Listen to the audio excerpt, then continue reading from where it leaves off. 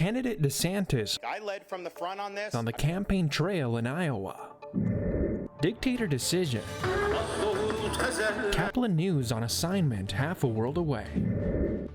Farewell SFMN. The rebranding really gives us an opportunity to reintroduce ourselves. Details on the big rebrand in a live report.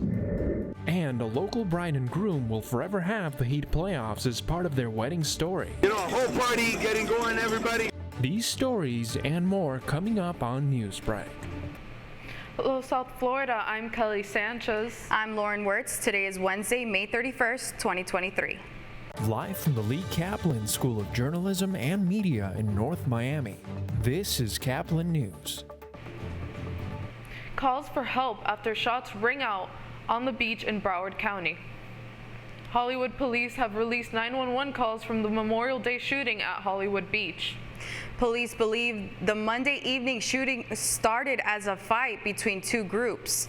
Witnesses can be heard detailing the chaotic scene that unfolded just 2 days ago, leaving 6 of the gunshot victims still hospitalized yesterday.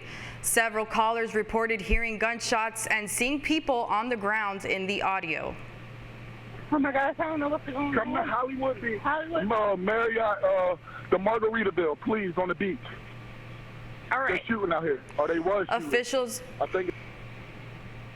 Officials are asking for the public's help identifying 3 people who they believed were involved in the shooting based on the beach camera's live feed. A baby has died in a hot car as parents attended a church service. Police say an unresponsive 11-month-old baby girl was left in a hot vehicle for 3 hours. The car was left in the parking lot of a church while the parents attended the service. The infant was taken to a nearby hospital where she was pronounced dead. The incident remains in investigation and the parents have not yet been charged. Ron DeSantis on the record about how he feels former President Trump should have reacted to the debt ceiling situation.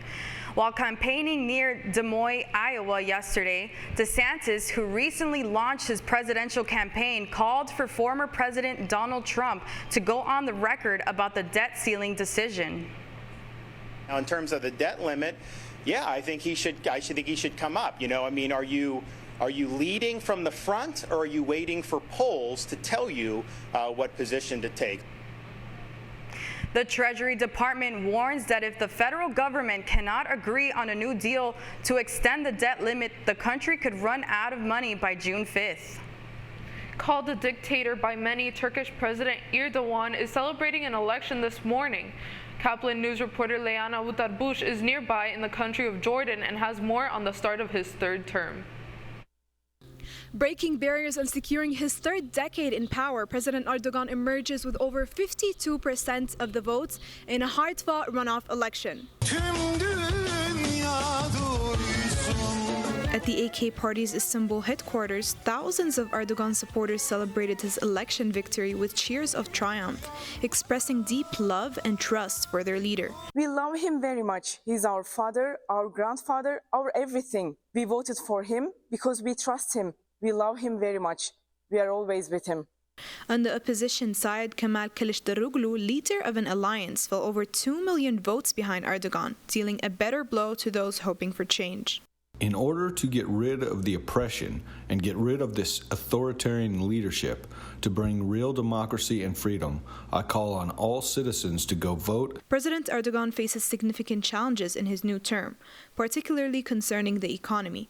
Turkey grapples with the cost of living crisis marked by soaring inflation and a plummeting lira. I think the last president couldn't rule the country well, and the economy and other stuff are so bad. The aftermath of the devastating earthquake also added to the nation's troubles as it suffered a significant loss of lives and displaced millions. While Erdogan has solidified Turkey's position as a regional power broker, concerns about the future of democracy persists. His tightening grip on state power, suppression of dissent, and control over the media raises fears of Turkey sliding towards authoritarianism, despite supporters arguing for political stability. Erdogan's election win brings challenges, troubled economy, earthquake aftermath, and democracy concerns. As a NATO ally and a regional influential power, the world is closely watching Erdogan. Reporting for the Caplin News, I'm Leana Utarbush.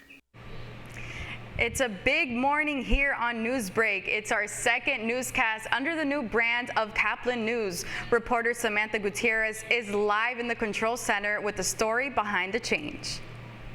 Today, our webpage wakes up with a new name, previously known as South Florida Media Network and currently rebranded to Caplin News, after the founder of the Lee Caplin School of Journalism and Media.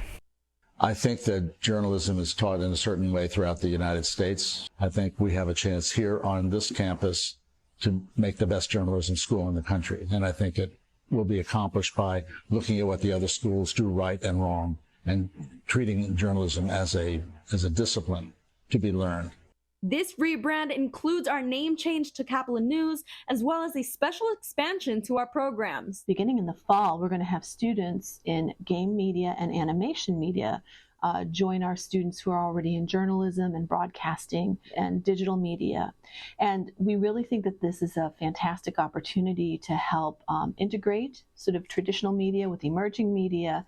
And these extended multimedia pieces, including documentaries, games, and animations, will be available to the public as Caplin Media. The rebranding really gives us an opportunity to reintroduce ourselves, and we're in a very strong position. We have very strong student-produced media. You know, we have that wonderful, very generous gift from Mr. Caplin, and FIU right now is really rising.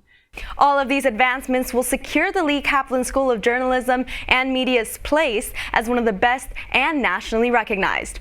Reporting for Caplin News in the Control Center, I'm Samantha Gutierrez.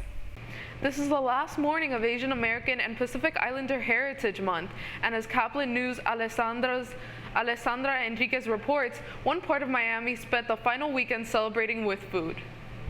In honor of this month being dedicated to Asian American and Pacific Islander heritage, Smorgasburg Miami has transformed their outdoor food market into an Asian street food paradise. Located in Wynwood and on Lincoln Road, the Asian Street Food Festival was held for 3 days over Memorial Day weekend and featured food and art highlighting cultures all over Asia. All of us here at Smorgasburg, at the heart of who we are food lovers. And the other thing that we love here is community. So what better way to get the community together by bringing them together with our love of food and of course being able to celebrate Asian heritage. Visitors had the opportunity to purchase from both local and guest vendors, including over 10 Asian-owned businesses. We specialize in Burmese cuisine. I'm from Yangon, Myanmar. It used to be called Burma.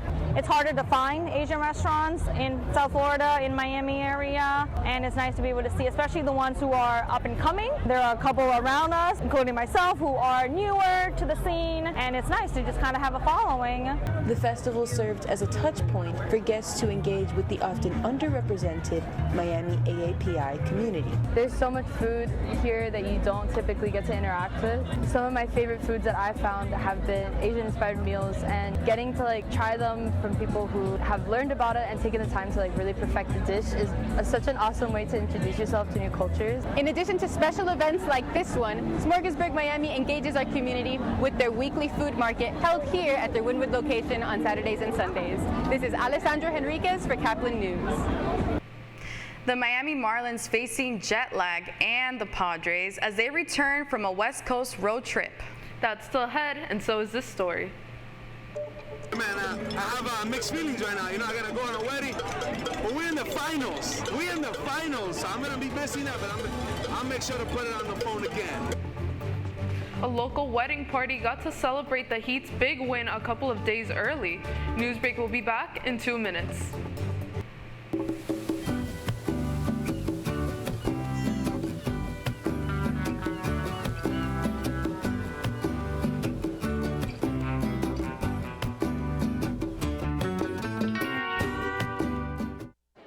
The black truck? Hey, Christina from accounting. Yeah, hi. Hey, I used to date a girl named Christina. Oh, really? Yeah, and then she dumped me for my best friend. You want to see some photos of them that I took? I don't. I thought we talked about this, buddy. Buzzed and overshared again? Yeah. Yeah. I'm gonna call a car. That's a smart idea. So yeah, I know, that's why I did it. Hey, you're gonna get back to the top of the mountain. Does that mean I'm gonna get back with Christina? No. Oh. No.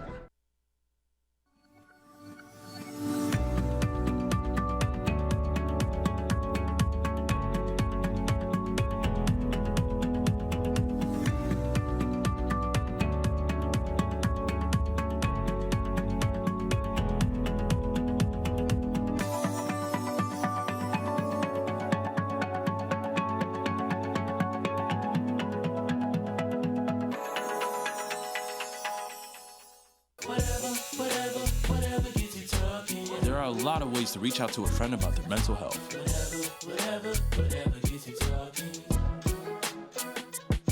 Learn how you can help at seizetheawkward.org. Bill is a family man. He invests his money wisely and provides a good life for his children. Just one problem. He often opens emails from senders he doesn't know, and his computer is not password protected. One day, Bill checked his bank account and 94% of malware attacks originate from emails. Don't be like Bill. Take your cybersecurity seriously.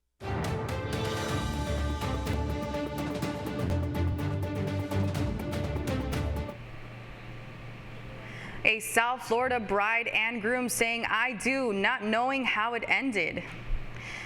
Guests at a local reception became the butt of an internet joke after mistakenly thinking the Heat clinched the Eastern Conference Finals on Saturday night.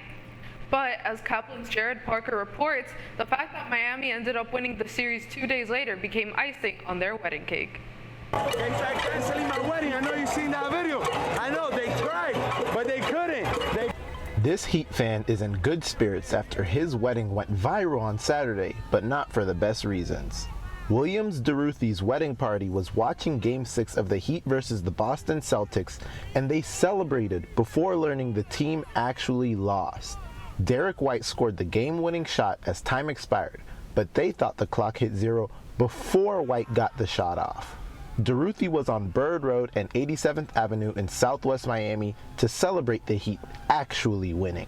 You know, a whole party getting going, everybody from the beginning. Unfortunately, we first saw that day, but we got it done today. The emotions were up and down, but we figured it out today. We got it done. Now, in good spirits, the newlyweds are enjoying a honeymoon in Rome as we speak. But DeRuthy said it's bittersweet to not be in Miami for the NBA Finals. Yeah, man, I have mixed feelings right now. You know, I gotta go on a wedding, but we're in the finals. We're in the finals, so I'm gonna be missing that, but I'll make sure to put it on the phone again, and I won't miss the end of it. Denver hosts Miami in the NBA Finals on June 1st. DeRuthy told me if the Heat win, they may come back early. For Caplin News, I'm Jared Parker.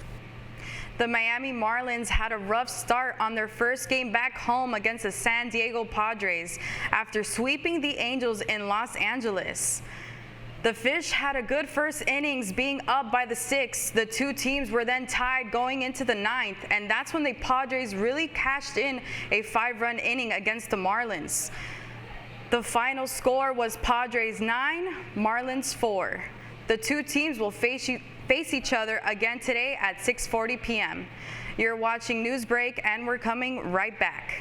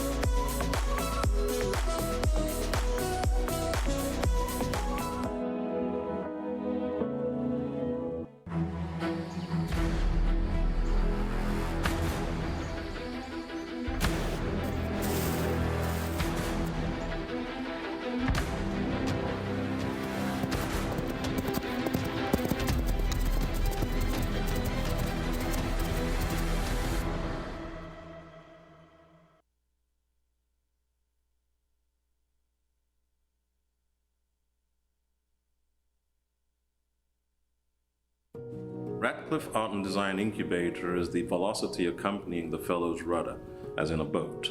Unless there is movement or action, the planned direction is of little consequence. We encourage the creative ideas into action, and from the experience of doing, we critically assess the feedback, adjust, and set out to rediscover the potentialities of an entrepreneurial mindset.